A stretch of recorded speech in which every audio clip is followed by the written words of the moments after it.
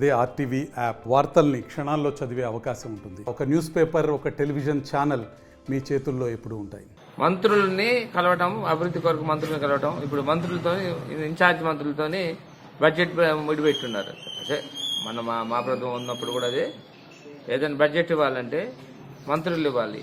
ఇక్కడ దాంతోపాటు ఉమ్మడి ఖమ్మం జిల్లాకు వచ్చేసరికి ముగ్గురు మంత్రులు కూడా ఈ మన ఉమ్మడి ఖమ్మం జిల్లా నుంచి అయ్యారు.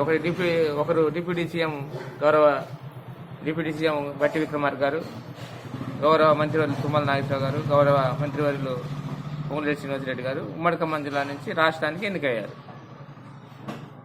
అసెంబ్లీకి వెళ్ళిన తర్వాత ఏదైనా కొత్తలు ప్రైవేట్లు కాదు కదా, మామూలుగా సహసిద్ధగా ఉండటం, ఆహ్వానించడం, పలకటం, మాట్లాడడం సహజం.